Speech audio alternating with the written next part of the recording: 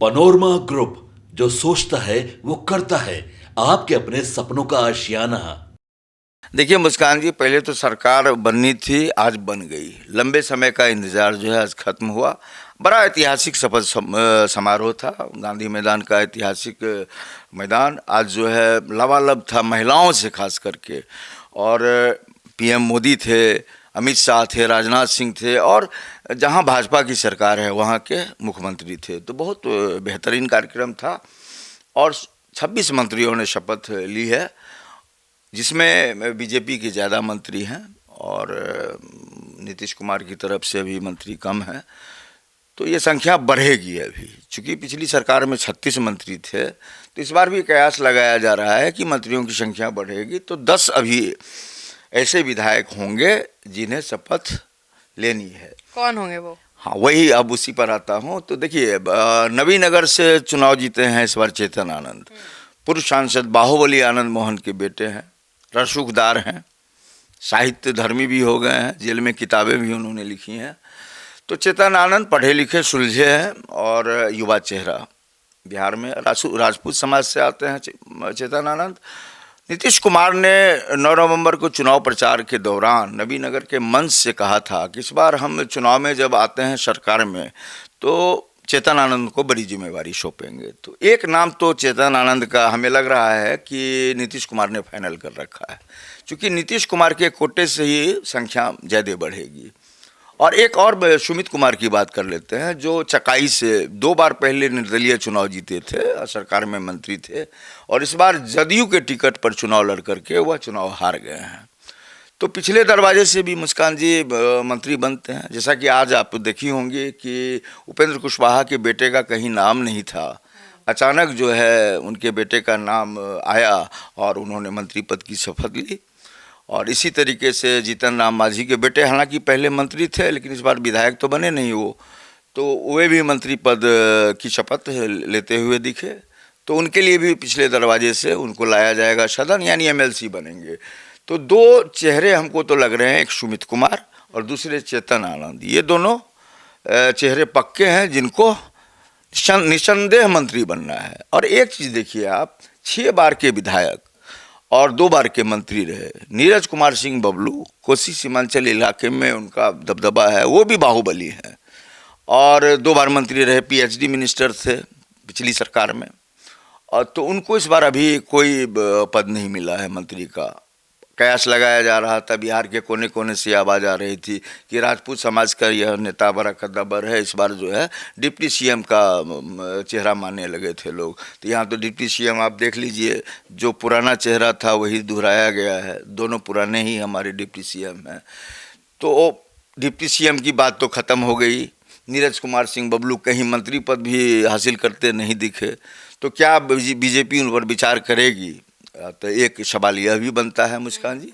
लेकिन अब देखिए, सरकार बन गई और 10 मंत्रियों को और हम लोग देख सकते हैं, कोई ज़रूरी नहीं है। अच्छा, ये अभी कोई श्योर नहीं? ये श्योर नहीं मानिए, चूँकि एक परंपरा बन गई थी कि मंत्रियों की संख्या अगर बढ़ानी है तो अधिकतम सीमा 36 है, वहाँ तक पिछली सरकार पहुँच गई। संभव है, अगर नीतीश कुमार चाहेंगे, दोनों डिप्टी सीएम चाहेंगे, फिर बीजेपी का आला कमान वहाँ से चाहेगा तो संख्या बढ़ सकती है। तो संख्या बढ़ना ना बढ़ना ये एक अलग मसला है, और नए चेहरे तो आएंगे इस बार। देखिए ना आप, हम अपने दर्शकों को बताना चाहते हैं कि बीजेपी ने अभी जो चेहरे हैं सारे, लगभग 3-4 को छोड़ दें तो सारे नए चेहरे हैं। विजय कुमार सिन्हा आपको पुराने चेहरे हैं, सम्राट चौधरी पुराने चेहरे हैं, मंगल पांडे पुराने चेहरे हैं, नितिन नवीन पुराने चेहरे हैं। बाकी देख लीजिए, दिलीप जायसवाल, रामकृपाल यादव, श्रेयसी सिंह, संजय टाइगर, रमा निषाद, नारायण शाह, सुरेंद्र मेहता, लखेंद्र पासवान, अरुण शंकर प्रसाद और प्रमोद चंद्रवंशी, ये सारे नए चेहरे हैं। तो बीजेपी ने जो है नए चेहरों पर भरोसा जताया है। और उधर देख लीजिए आप, जेडीयू की बात करें हम, तो नीतीश कुमार जी तो हैं ही, वो तो सीएम बन गए। विजय कुमार चौधरी, विजेंद्र प्रसाद यादव, श्रवण कुमार, अशोक चौधरी, लेसी सिंह, ये पुराने ही हैं सब। सुनील कुमार भी मंत्री रहे हैं, मोहम्मद जमा खान भी मंत्री रहे हैं। एक चेहरा नया है, मदन सहनी का। तो भरोसा जताया है नए चेहरे पर बीजेपी ने ज़्यादा। और कोटे में बच रहा है अगर, तो जदयू कोटे से मंत्री और बनेंगे। और इस बार देखिए चुनौतियां सरकार के लिए बहुत है मुस्कान जी। देखिए आप भी बहुत, अब एक समय हो गया, आप पत्रकारिता में आपका 2.5 साल 3 साल का अनुभव है, और रैंडम सर्वे भी आपने किया था और लोगों ने आपको बहुत सराहा भी, लोग आपको देखते भी हैं। तो हम ये बताना चाहेंगे आपको कि आप जहाँ जहाँ भी गई तो आपको लगा होगा कि लोग 2-3 सवाल बहुत कर रहे हैं। एक तो कर रहे हैं कि भ्रष्टाचार बहुत ज़्यादा है। भ्रष्टाचार पर सबसे बड़ा सवाल है मुस्कान जी, कोई भी ऐसा विभाग नहीं है, चाहे पुलिस विभाग हो या सामान्य प्रशासन हो या कोई भी विभाग हो, सिस्टम में पूरी तरह से जंग लगा हुआ है, भ्रष्टाचार हावी है हर एक विभाग पर। तो भ्रष्टाचार बड़ी चुनौती है, पलायन बड़ी चुनौती है, रोजगार बड़ी चुनौती है। तो इस बार जिस तरीके से लोक लुभावन आपको देखिए, महागठबंधन ने अपना जो है निकाला घोषणा पत्र जो है, उसमें तो 1 करोड़ परिवार को नौकरी देने की बात की गई थी, जो असंभव है।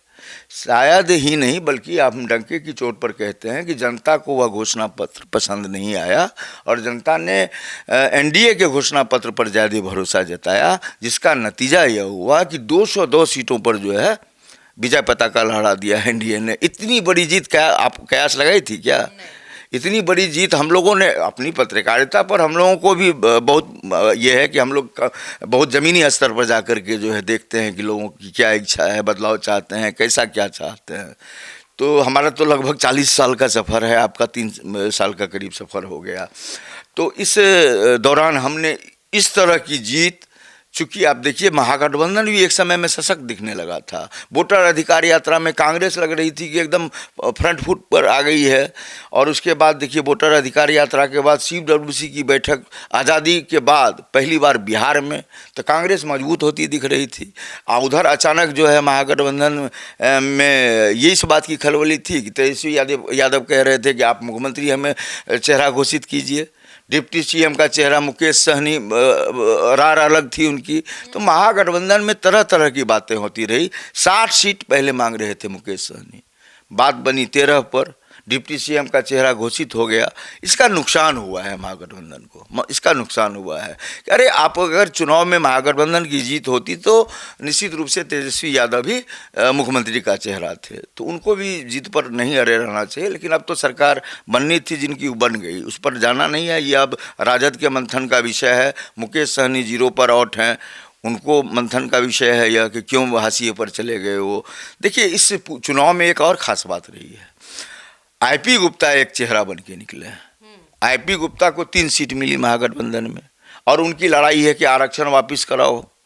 तो ये सहरसा सीट से चुनाव लड़े और 1,15,000 मत हासिल किया इन्होंने। 1,13,000 वोट आया है लगभग आपको एनडीए के उम्मीदवार भाजपा के प्रत्याशी डॉक्टर आलोक रंजन को। यानी कि थोड़ा बहुत इधर उधर होता तो जीत जो है एनडीए के पाले में चली जाती। लेकिन जीत दर्ज करके पहली बार पार्टी बना के इंडियन इंक्लूसिव पार्टी, उसके राष्ट्रीय अध्यक्ष ने जीत दर्ज की है। यह तो बड़ी गौरव की बात है आईपी गुप्ता के लिए। वो भी एक जाति और की बात करते हैं, ताती और तत्मा समाज की बात करते हैं, 5 समाज की बात करते हैं कि हमको 5 समाज में शामिल कीजिए, हमको आरक्षण जिस तरह से 5 समाज को मिल रहा है हमको भी मिलना चाहिए। और पहले मिल भी रहा था। तो कुछ अड़चनें आई हैं वैधानिक जो नहीं मिल रही हैं, तो लगता है उनकी लंबी लड़ाई होगी। अभी सुप्रीम कोर्ट में मामला है। लेकिन आज जिस तरह से सरकार की तस्वीर साफ हुई है, तो 26 मिनिस्टर जो है हो गए, अब 10 की बारी है। अब देखना बेहद दिगड़ है कि नीरज कुमार सिंह बबलू को जगह मिलती है कि नहीं। और ताल ठोकर मैं कह रहा हूं कि चेतन आनंद को मंत्री बनना तय है, और पिछले दरवाजे से सुमित कुमार को भी लाया जा सकता है, बहुत प्रिय माने जाते हैं। तो हम लोग 3 चेहरे की बात अभी की, तो 10 में से तो 3 ये हो गए, और 7 देखना बेहद दिलचस्प होगा कि 7 वो कौन से चेहरे होंगे, क्या नए चेहरे होंगे या फिर पुराने चावल पर ही भरोसा रखा जाएगा, तो ये देखना दीगर होगा। लेकिन सरकार जो बनी है, चाहे वो 26 की हो चाहे वो 36 की हो, इस बार बहुत सारी चुनौतियां हैं जिससे नीतीश कुमार को इस बार लड़ना है उन चुनौतियों से। और हमें लगता है जो बॉडी लैंग्वेज आज हमने देखा गांधी मैदान में नीतीश कुमार का 2005 में जिस तरह से नीतीश कुमार के चाल ढाल थे, लग रहा है कि वही शासनकाल हम लोगों को फिर से देखने को मिलेगा। तो इंतजार कर रहे हैं हम लोग। आज तो सरकार बनी ही है, तो कुछ दिन चलने दीजिए सरकार को, फिर देखते हैं कि किस तरह से लॉ एंड ऑर्डर की स्थिति होती है, विकास किस तरीके से होता है, पलायन पर कैसे काम होता है, या जो भी समस्याएं मौजूद हैं बिहार में, उसका समाधान सरकार किस तरीके से करती है। तो आप सुन रहे थे पूरे डिबेट को, हमारी नजर बनी रहेगी। आप क्या सोचते हो 7 नाम कौन होंगे, हमें जरूर बताएं।